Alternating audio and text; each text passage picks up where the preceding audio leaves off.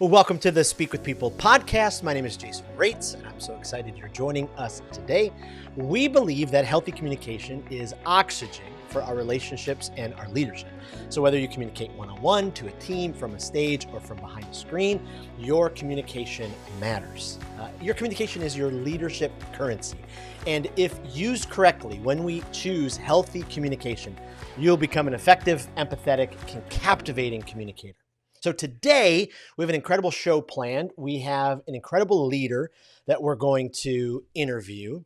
And this is a leader that I've followed for a little while now online, and I'm so honored to be able to have them. But John Maxwell says that if you have influence, you have some leadership.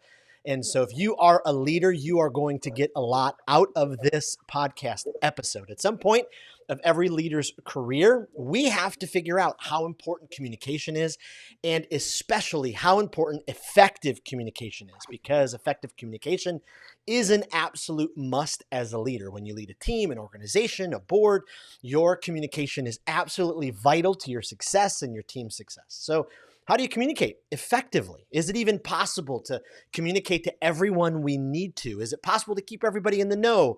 Do you communicate differently to the different teams that you lead? What practices should you employ as a leader to communicate? Those are just some of the questions that we're going to answer and some of the things that we're going to be able to dive in. And so we have this incredible leader. He is the founding and executive director of Branches Worldwide. He wrote a book called Authentic Leadership. He is just a great speaker and leader. I want to welcome Dan Olabi to the Speak with People podcast. Welcome, Dan. It's good to be here. How you doing, Jason? Doing really, really well. Thank you so much for taking some time. Hey, so for our listeners, could you just give us a little bit of your story, your background, your family, what you do, all that kind of stuff? Yeah. So I'll give you a little bit about me. So fun fact, one thing that a lot of people don't know unless they've read the book is that I'm a coda. So I have two deaf parents, meaning I'm fluent in sign language. My dad passed away years ago, but fluent in Wow. sign language, and having grown up in that community when the movie Coda won an Oscar on Apple Plus, it was a big moment. I was like, oh wow, hey, other people kind of know what this is. So yeah. Wow. I lead an international nonprofit that works with Christian entrepreneurs around the world. I'm a public speaker. I'm an author. I kind of live at the intersection of faith and leadership. So I'm Mm, a teaching pastor at my local church. There's a lot that I love to do. But ultimately, I think one of the most important roles that I play is as a husband and as a father. mm, I remember learning a long time ago that if you can't lead your family, you can't lead anybody. And mm. so the litmus test for your effectiveness as a leader is whether you can lead your kids and your spouse. And so that's where I'm at. That's where I really put my money. Wow. That's absolutely incredible. I was sitting in church on Sunday, and the pastor was talking about fatherhood, and he talked about Mm. how fatherhood was, being able to create a life that, your kids would want to follow. And you just, hammered that right on the right on the nail. It's such a good reminder, especially. Well, kind of diving into this conversation. I mean, you like you said, you lead an international organization. You do a lot of upfront communication. You do a lot of behind the scenes communication. So I'm really excited for this conversation. When it comes to effective communication, being an effective communicator as a leader, how would you define that? How would you say, hey, these are some of the characteristics or habits that a leader employs when they are effectively communicating?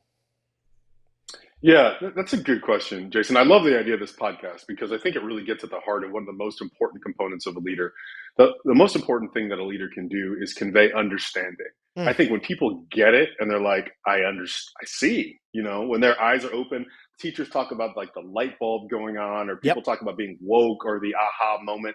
Like all that is really trying to get at this like moment of clarity, this moment of understanding where once you see it, you can't unsee it. And once you see it, it animates all your actions from that point on. Wow. And so people don't need to be pushed when they understand. Like when they understand, they get it, they're like they're running towards it. And so a leader can get a lot done if they're just effective in helping people understand. Like that's the Mm.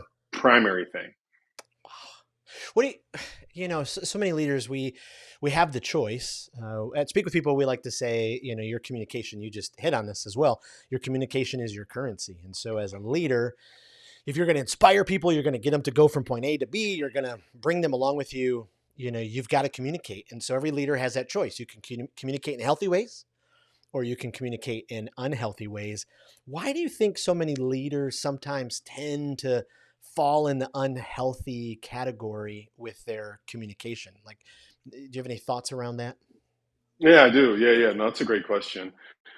You're right. There are a lot of unhealthy patterns. Like there's the obvious, like a description of an unhealthy communication pattern would be like yelling, like the Mm, aggressive side, right. or there's the passive side where you know this, where you don't actually say anything. You just kind of hope the problem goes away. You hope Right. they'll figure it out. Right. And then like yeah, you've seen that. And then there's like the passive aggressive side where you're just like, what did he mean? Why is he always so sarcastic? Does he like me or does he not? Like, is he in this or is he not? Yep. Like those are the things that I think poor leaders really lean into. Um, and so, yeah, I think when it comes to negative forms of communication, I think you see a lot of people doing that primarily because they just don't know the effect Mm, of what they're doing. I think it's easy to just kind of communicate the way that you've been communicated to yep. without fully understanding what's happening in other people's head when you talk that way. And Yep. so I think if people fully understood the consequences of poor communication, they would change. Oh, wow. Wow. Where for your life and your leadership, who are some of those strong examples for you, either growing up or in your early years of leadership that helped you, make sure you're employing healthy, effective communication in your leadership? I love that question, especially because we talked about being a coda, children of deaf adults. Wow. So my mom and dad were both, like I said, deaf, but they both were sign language professors. So they both taught at the local university. Wow. And one of the things that I learned from them was how hard they had to work to Mm, get other people to understand what they were saying. I mean, it just was a wow. lot of effort. And Right. so my mom, even right now, currently teaches a class full of hearing kids, right, at the University of Louisville. And she's animated, she's writing on the board, she's using nonverbal communication, all that to really get them to understand a concept. And so I saw them put tremendous effort, not just in communicating an idea, but getting people to feel something Mm, when they said something. And as a deaf person, you've got to go over and above and beyond. You can't just, play around the edges. You have to really dive into communication to really get people to understand. So I right. saw that, took that to heart, and realized there's a lot of work, but the payoff is huge on the other side. Wow. Wow. The church I pastored years ago in central Michigan, we had a couple that was deaf, and just getting to know them and just what you talked about, some of the challenges, the things that we take for granted so often, is just incredible to watch them continue to just move forward, and is just so incredibly important. Now, did you have someone in your early leadership years as you were kind of forming some of your effective communication style that kind of modeled the opposite of it? I don't want you to throw anybody under the bus, but I know sometimes we are also formed by some of those years where we go, I'm not going to lead like that someday. Yeah, yeah, yeah. So let me round that out though with the people who I thought were really good. I remember listening to a talk one time, and I heard Erwin McManus Mm, preach, and I think when I left, and him and uh, Craig Rochelle, I think when I left both of those talks, I was like, those guys are the best I've ever seen. Like best I've ever. I mean, just from beginning to end, like it's yep. like somebody turned the lights on and you just can't look away. And Yep. so, those guys, and there's a lot of ladies out there who do the same thing, but those guys I think really captivated my attention as well. I think, when it comes to poor communicators, I've definitely worked for people who not only thought they were communicating very clearly, but got defensive about Mm, their communication skill. And so when you would point out like, hey, I don't think that's very clear, it was almost like, well, I said it clearly, you must not have heard it very well. right. And I think Right. I think just like an essential part of communication is like the onus is on the communicator, not on the listener. Like Right. you have to just bend over backwards to get people to understand. And if they don't understand, sometimes it's because they don't want to understand. I get it, but Sure. you still have to keep working. Like that is Right. a you thing, not a them thing. Yep. So Yeah, I love it when a leader could go and pitch the same thing to a bunch of different groups, and each group still has that kind of dazed and confused. And at some point, the leader has to go, there's one part of this equation that seems That's right. to add up every time. That's right. That's right. I had a friend who say one time, he'd say, look, like if everybody in the room keeps telling you that you have a tail, at the very least turn around and look. It's just check. Just check to see if they're right. Oh, Yeah. that's so good. So in your role now, could you just kind of give us, a couple of the different venues or the different teams that you have to communicate to? Because I know that, it's a different communication across the board. And so, either people groups or, different communication functions, that you have to communicate across the spectrum to. Sure, sure. Yeah, yeah, yeah. I can give you a bunch of them. So let's start at the top, the highest level, keynote speeches. You're talking to 15,000 people in an auditorium. So that's a different level of communication Mm. where you have to bring the energy and you have to have the whole thing scripted and you have to bring people on a journey. So all that is important. That's Wow. rare. Most people don't speak to that many people. Most people are terrified. They'd rather die than speak to that many people Right. usually. And so they just stay away from that. Um, and I think for me, I love speaking. I really enjoy public speaking. I really get into it, but I recognize your credibility comes from being able to lead a team. And Mm. so then you take it to another level. The team at Branches Worldwide, I lead them day to day, day in and day out. We got a day job, answering emails, doing one-on-ones. And so those are the opportunities to set direction, to really Yep. connect with them as individuals, to check for understanding, to answer questions, to set vision. So those are conversations I have on a regular basis. And then maybe to put it in the middle, not just the team that you lead on the ground or the Hmm. 15,000 huge auditoriums, but that middle level where you're talking to groups of 15 or 20. Branches Worldwide is set up where we have cohorts that meet from around the world. So I'm talking to somebody from Tanzania, but then also somebody from Thailand. Wow. And really trying to figure out how to communicate an idea so that it really resonates with them, in sub-Saharan Africa, but then also somebody in Central Asia. So really trying to think about people. What's the common denominator between entrepreneurial leadership across multiple continents? Like those are the things I have to think about on a Wow. regular basis in order to be effective as a communicator. Wow. Man, that's fantastic. Let me drill in just something you said there. So, when you're leading staff and leading one-on-ones, how do you approach, that leadership with them? Those conversations, when you have to bring up, different areas that you need to see improvement for them, or, areas where you need to go, okay, hey, we've got to really hit this target. What goes into your communication as you kind of prepare yourself to lead them that way? I'd love to be able to drill into that a Hmm. little bit. Yeah, no, that's a great question. I mean, obviously, it starts with hiring the right people. Right. People who want to improve. Continuous improvement is part of their DNA. You don't have to instill those values in them. And so then when it comes to the hard conversation, you really are able to couch it in a way that says, hey, look, like there's a problem. The Mm, problem isn't with you, the problem is with this thing. And let's both of us get shoulder to shoulder and see if we can figure this thing out. mm, Maybe it's something in your behavior. It's not a you thing as like your soul, but maybe it's a habit that you picked up over the years that we both together can put our heads together and try to figure out. mm. Or maybe it's a challenge outside of the organization, outside of two of us that we're trying to tackle that we just need to strategize for. But I think when you have people who are interested in continuous improvement, then Mm. you can get shoulder to shoulder and say, hey, let's improve here. Let's do Yep. this together. I'll help you, and let's get better. So, uh, is Branches a nonprofit then? It is. Yeah, yeah. Okay. We've got a for profit arm, Okay. but yeah, the core of it's a nonprofit. So then you have a board, right? Hmm. So walk with us for a second about some of the board communication that you have to do regularly, because I know we have listeners who lead nonprofits and work on boards, and I know that it is a different level of leadership when as the director are sitting with them shoulder to shoulder, but you're also leading them, you're communicating in a way for the whole organization. We just love, yeah, any of your thoughts on the communication that goes into that board leadership. Hmm. I threw you for a Jason, loop that's on a that great one. Sorry. question. No, no, no. Well, I'm prepping myself because I'm going to say something controversial, and the board Okay. might hear it. I'm going to say it anyway because I think it's true. I think a very healthy board works for the executive director. Mm, I think that's the reality, and I think oftentimes, too often, the executive director or the CEO of a nonprofit thinks that they work for the board.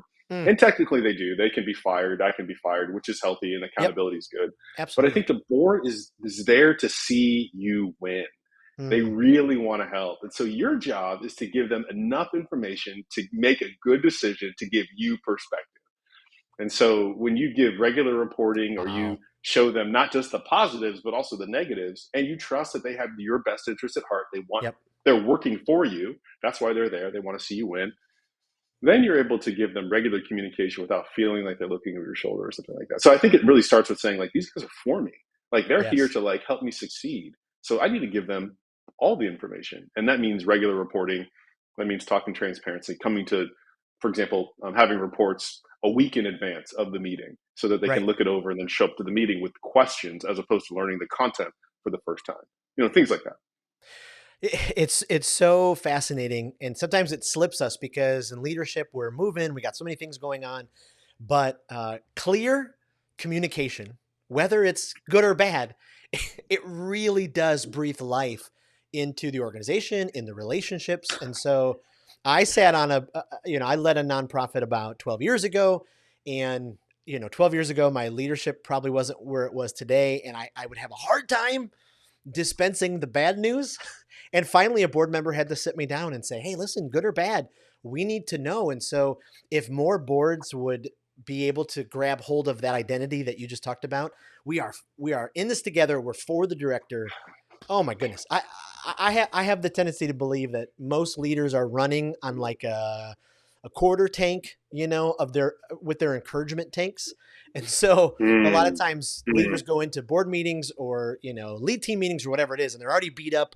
They're already waiting for the arrows. But if we had those kind of healthy boards where we could go in and say, okay, we're in this together. Let's improve together. Here's the information, good or bad.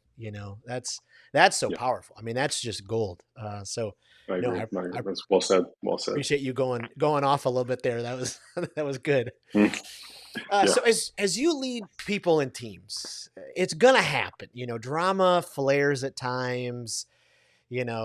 This leader gets upset because maybe they weren't in the know, or they wanted this promotion, and they're tired of hearing about the things that are happening from other people. When we have employees that or team members that complain about not being in the know, like how do we remedy that? How do we make sure that the right people are in the know?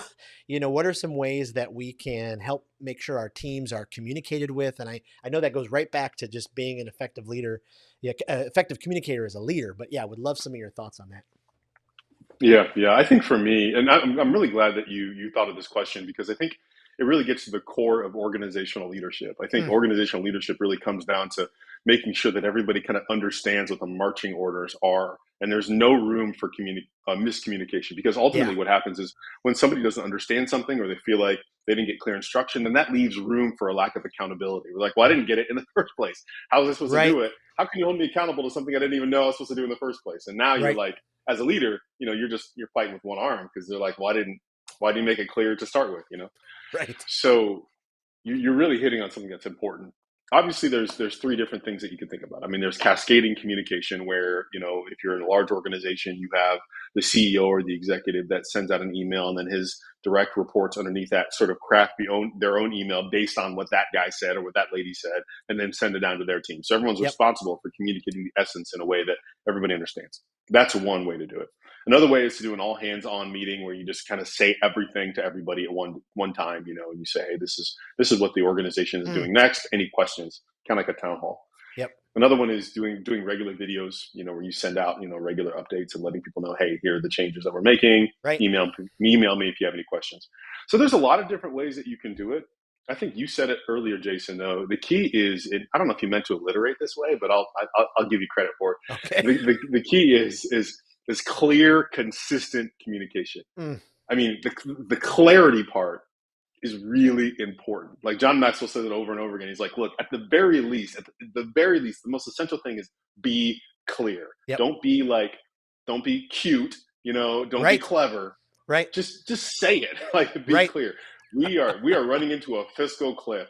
We have to raise $50,000 in the next Right. 2 days. Like just be clear and then be So good. consistent. And then, that communication piece. So, Oh, that's so good. Yeah, we want to. especially those of us more on the artsy side of life and personality at times. I'm a 4 on the Enneagram, so the creativity and the romanticism, and hence kind of Yeah, my background of eclectic images. Sometimes, yeah, we want to do that, and I keep coming back to Story Brand by Donald Miller over and over, and he's just like what you just said: stop being cute, make sure people understand. yep. Show them the button to press, like lead them by the Yes, nose, make it stupid clear so there's yes, zero excuse. The point of communication is accountability. So right. everybody's like, we understand. Like that's the primary point of it.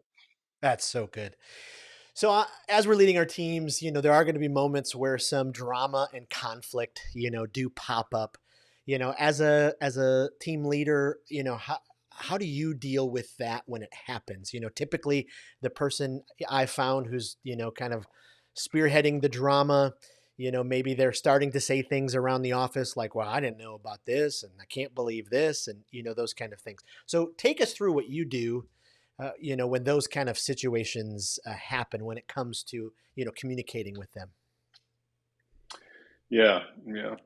That's a big issue. I think that's something that really derails a lot of great leaders Mm, because the drama and the frustration around culture, that kind of stuff, that can be just hard to quantify. So it's really hard to know where it's coming from. Um, One of the things that we do to nip that in the bud within branches, and we do that with all of our leaders across 17 continents, is that we talk very specifically about the 5 trust commitments. And we pulled this from a bunch of different people, but mm, essentially, it's basically saying, look, in any relationship you have, whether it's with you and your spouse, or you and your mom, or you and your dad, or you and your boss, or you and a coworker, there's always going to be gaps mm. between what they do and what you expected them to do, or what you expected and what you actually experienced in regards to the relationship. There's always going to be gaps. Yep. So they said they were going to do something and they didn't do it the way you thought they were going to do it, and that happens all the time.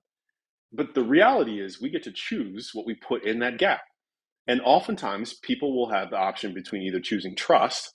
I'm Mm, going to trust that even though I don't fully understand something, I'm yep. going to give them the best interest or the benefit of the doubt. Or we fill it with suspicion, trust or suspicion. And what you find So is good. that gossipers will tend to fill it with suspicion really quick. Oh, you know Yep. what? Jason was late.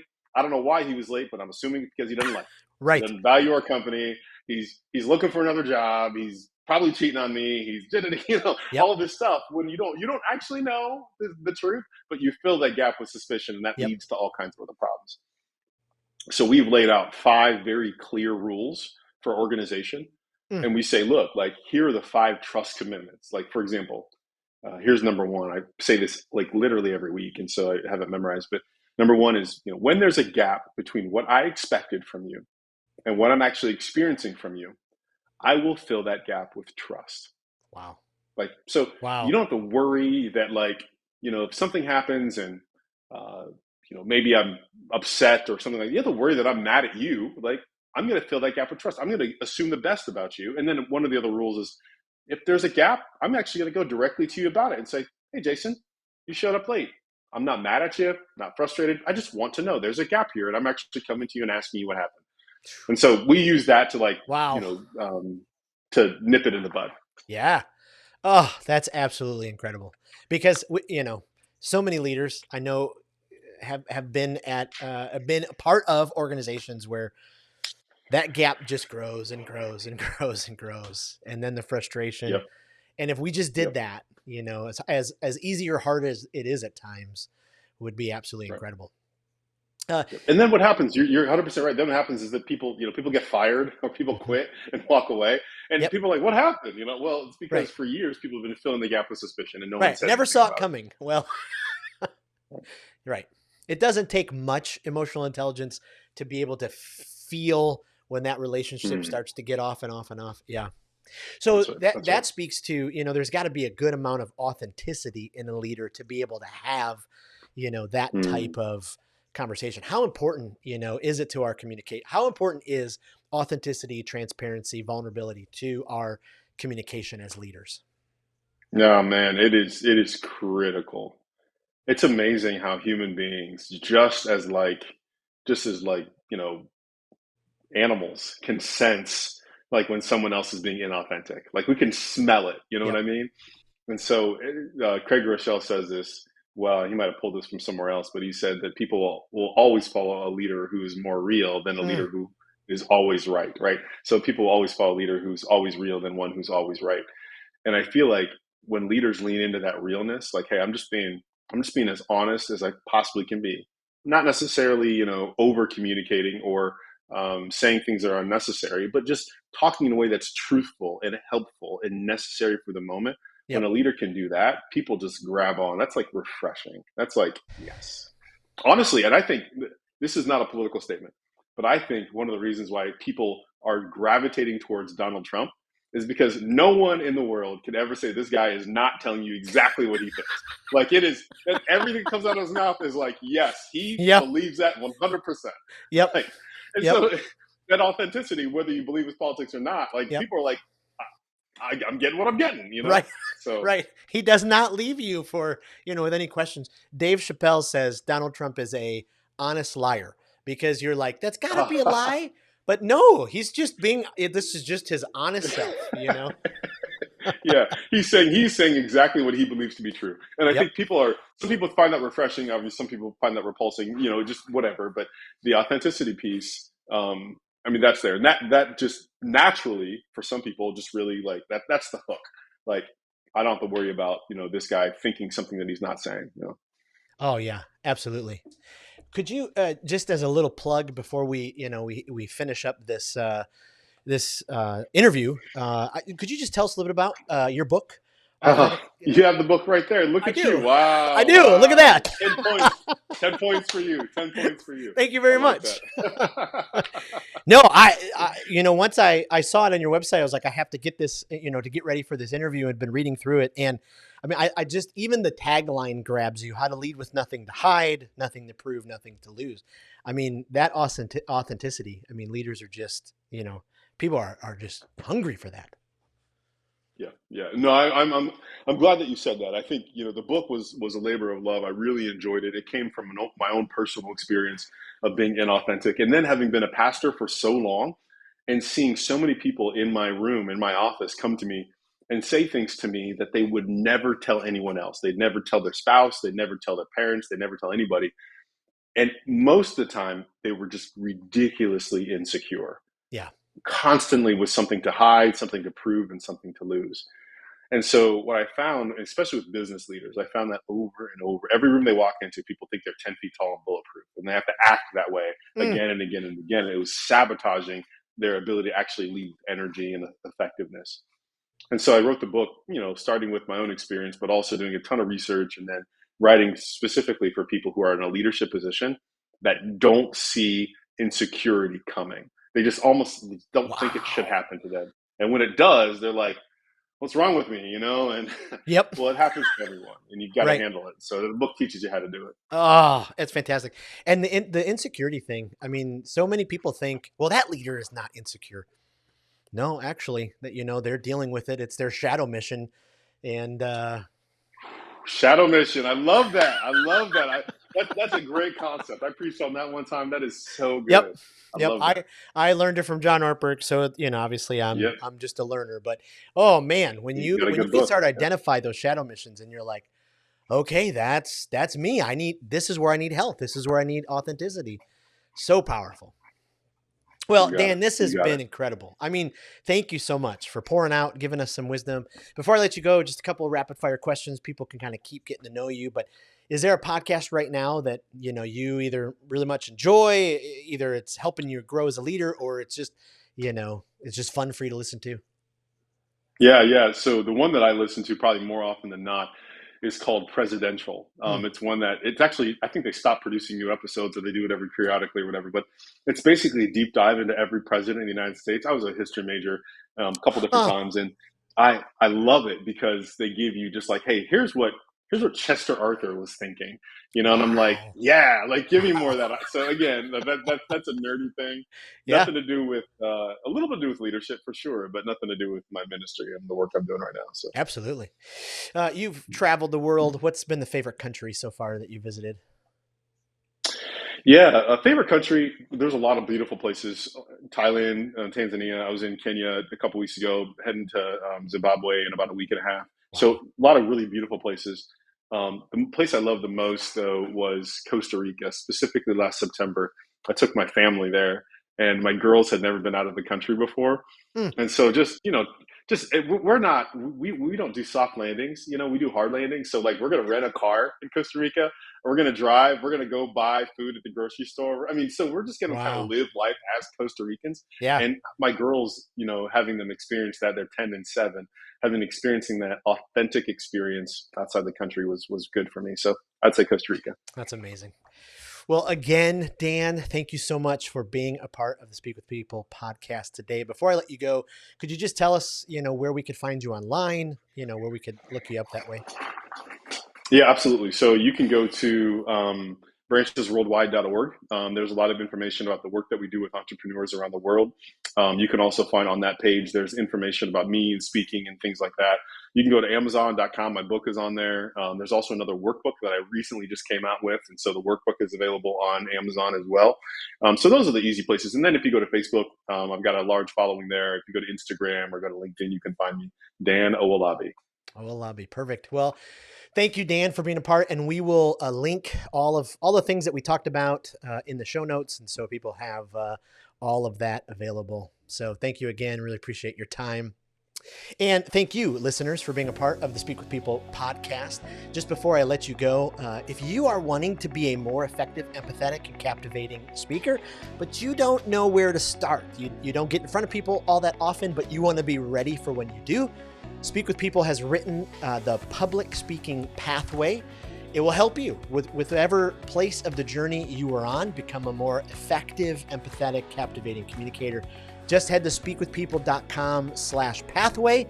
You can download a free ebook there that will help you become that kind of communicator that you want to be.